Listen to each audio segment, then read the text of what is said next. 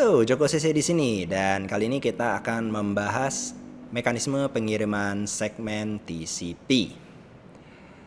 TCP sebagai protokol pada layer 4 memiliki mekanisme yang memungkinkannya untuk mengirimkan ulang atau retransmisi. Karena sebaik apapun desain jaringan pasti dapat terjadi data loss. Nah, protokol TCP memiliki mekanisme retransmisi TCP karena si TCP memiliki acknowledgement.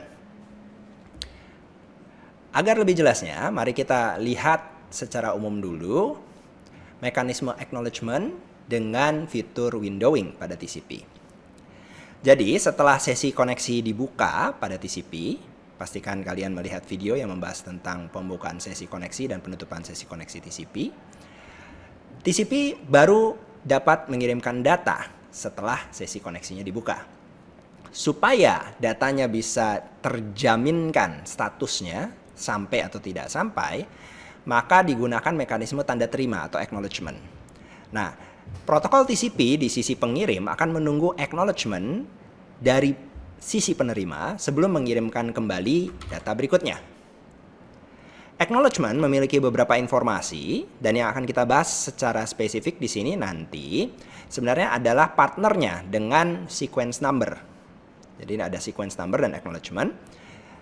Kita akan singkat dengan SEQ dan ACK.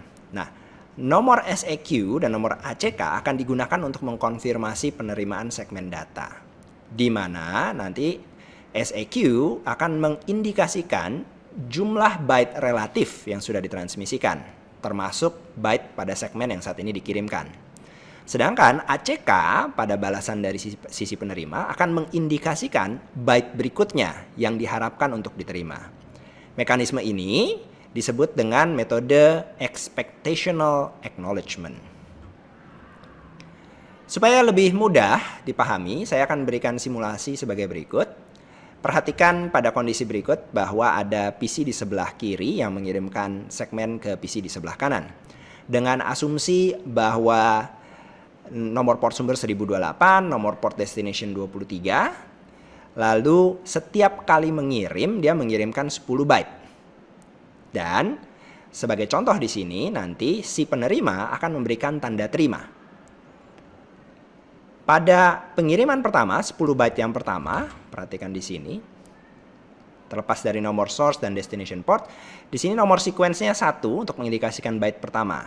Kode ACK-nya dipaksa 1 saja. Kemudian 10 byte dikirim ke kanan. Setelah sisi kanan, di sini sisi penerima menerima 10 byte, maka dia mengharapkan byte ke-11. Maka sisi sebelah penerima akan mengirimkan sebuah segmen tanda terima, segmen acknowledgement, yang menampilkan atau menggunakan angka acknowledgement 11. Artinya nanti bagi sisi pengirim, sisi penerima sudah memberitahukan saya terima 1 sampai 10, saya mengharapkan yang 11. Kali berikutnya si sisi pengirim dapat mengirimkan mulai dari sequence 11. Nah, menggunakan model pada contoh, maka host pengirim harus menunggu acknowledgement untuk setiap 10 byte. Jaringan akan memiliki banyak overhead bebannya ya. Setiap kali ngirim sekali, nunggu sekali, ngirim sekali, nunggu sekali. Maka untuk mengurangi beban jaringan, banyak segmen bisa dikirim sekaligus sebelum menerima acknowledgement. Nah, acknowledgement yang dapat digunakan adalah acknowledgement summary atau gabungan untuk banyak segmen sekaligus. Contoh, kalau pengiriman menggunakan nomor sequence number 1 sebagai byte pertama, lalu mengirimkan 10 segmen yang masing-masing berukuran 1000 byte.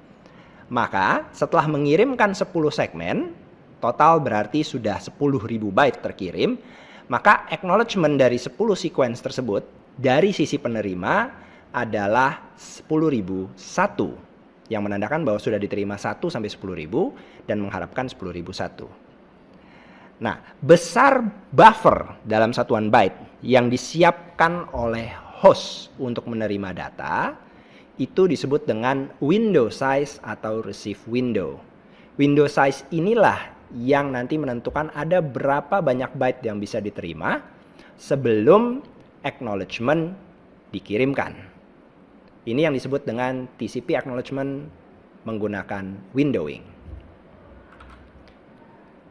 Nilai window size ini individual untuk masing-masing host. Jadi setiap protokol TCP di masing-masing host bisa menentukan sendiri berdasarkan kondisinya sendiri-sendiri, termasuk kondisi medianya, kondisi beban loadnya, untuk setiap koneksi yang terbuka, setiap koneksi TCP ya. Jadi bisa saja host A yang berkomunikasi dengan host B, pada host A menyatakan dia window size-nya lebih kecil, tapi partnernya host B menyatakan nilai window size-nya lebih besar. Ini tidak apa-apa, jadi tidak sinkron, tidak sama, ini tidak apa-apa karena sifatnya adalah untuk buffer penerimaannya. Nah, si host pengirim akan mengirimkan data hingga ukuran window size partnernya sebelum menunggu ACK atau acknowledgement. Supaya lebih jelas, kalian lihat di sini, di bagian header dari segmen TCP, ada 16 bit window size. 16 bit ini, karena dalam biner, berarti kombinasinya adalah 65.536, dari 0 sampai 65.535. Nah, nilai awal window size ini dikirimkan pada saat sesi buka koneksi.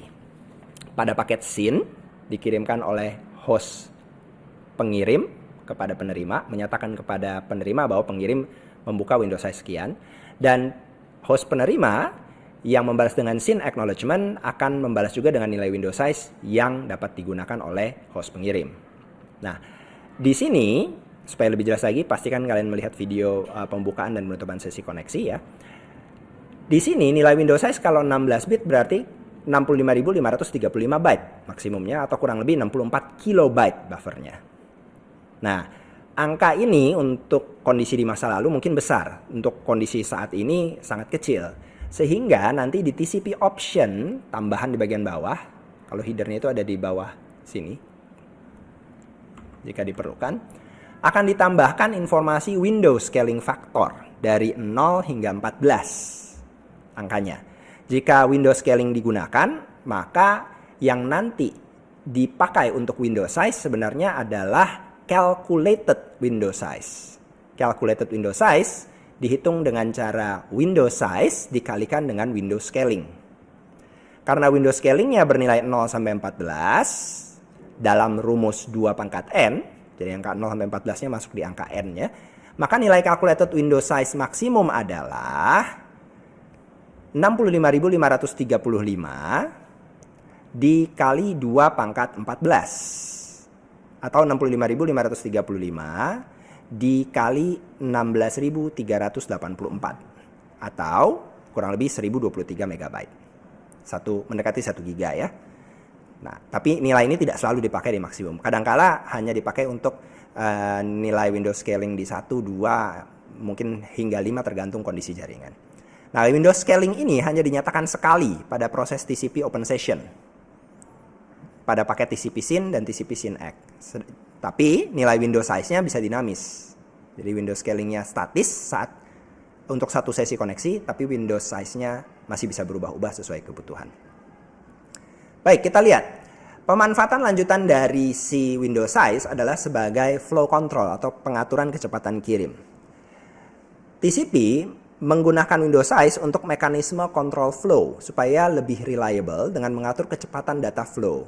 Analogi paling mudah adalah kalau kita membuka air kerannya bisa kita perbesar atau kita perkecil sesuai kebutuhan. Nah, di sini pada ilustrasi di sini application A membuka TCP socket, TCP send buffernya mengirim di sisi B. Nah, kecepatan kirimnya di sini itu bisa divariasikan dengan cara mengubah nilai field window size tadi.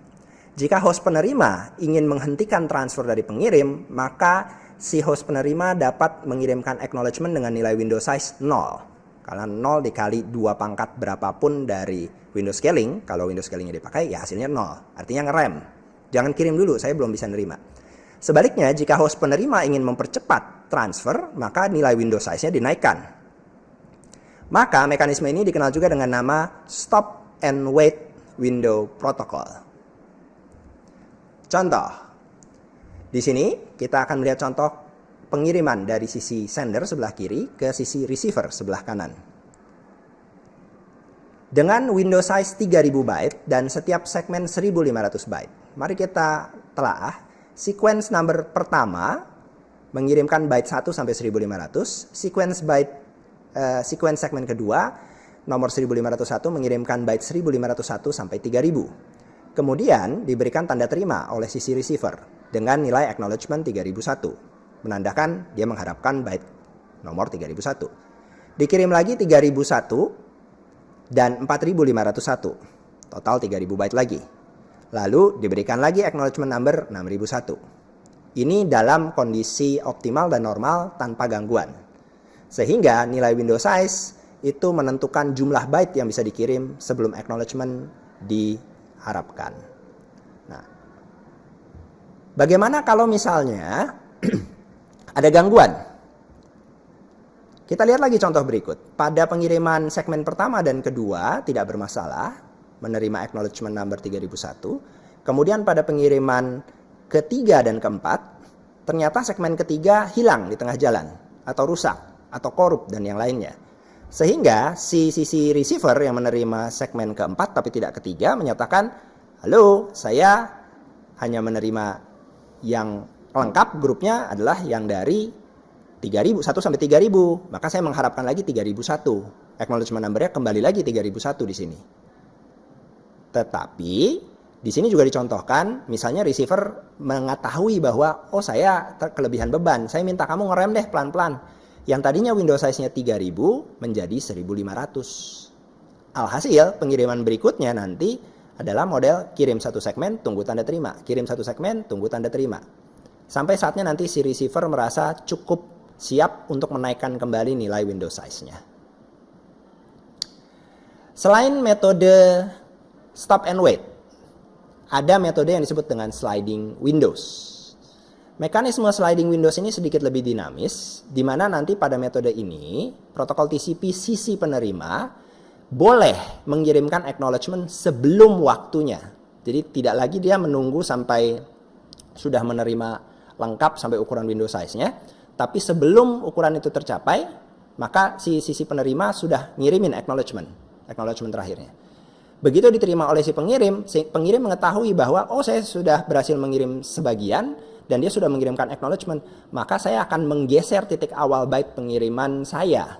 Jadi ukuran window size-nya sendiri masih tetap sama, tetapi titik awalnya yang bergeser. Efek dari model ini adalah mempercepat pengiriman, karena si sisi pengirim bisa terus mengirimkan datanya selama belum mencapai byte terakhir dari kapasitas window-nya. Karena posisi window-nya sendiri bergeser. Mari kita perhatikan contoh berikut. Pada ilustrasi di samping, host A menyatakan window size 5000. Host B yang mau mengirimkan data ke host A, di mana setiap segmennya berukuran 1000, bisa mengirimkan sampai 5 kali sebelum menunggu acknowledgement. Dari sudut pandangnya host B, dia melihat bahwa saya bisa mengirimkan 5 segmen sebelum saya menunggu tanda terima. Dikirimlah segmen pertama, byte 1 sampai 1000, segmen kedua dan segmen ketiga, byte 2001 sampai 3000. Nah, di sini ternyata host A sudah mengirimkan acknowledgement lebih dahulu sebelum window size tercapai. Misalnya dengan acknowledgement 3001. Maka B yang menerima acknowledgement ini menggeser windownya sliding, bergeser. Berarti dia menganggap, oh saya bisa start lagi sekarang dari segmen ketiga. Bukan dari segmen ke satu lagi, tapi dari 3, 4, 5, 6 hingga 7. Maka dia bisa mengirimkan lagi maksimum sampai 5 segmen lagi. Byte 3001, 4000, 4001, 5000, 5001, 6000 dan seterusnya. Ya.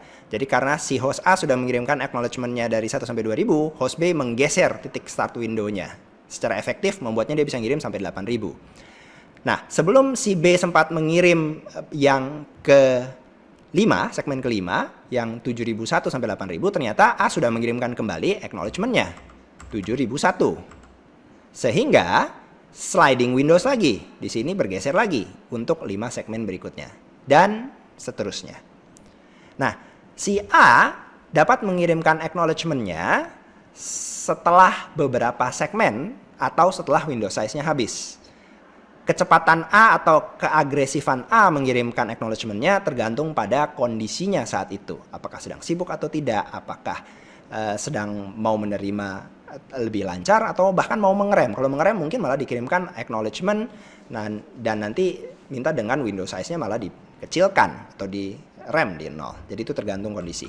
Yang jelas pada mekanisme sliding windows, si B tidak lagi menunggu ACK dari A untuk setiap 5 segmen. Tidak harus itu, meskipun kondisi itu bisa terjadi juga dalam perjalanannya. Nah, berikutnya, TCP memiliki karakter pengiriman ulang yang tadi dibahas, dan dia juga bisa melakukan reordering data yang tiba dengan urutan salah. Ini dimungkinkan karena ada nilai sequence dan acknowledgement tadi.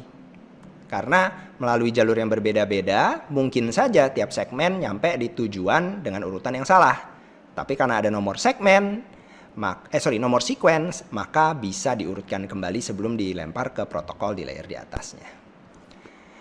Baik, demikianlah penjelasan tentang cara TCP untuk mengirimkan datanya dengan mekanisme acknowledgement dan windowing dengan window size. Semoga bermanfaat. Jangan lupa like dan subscribe.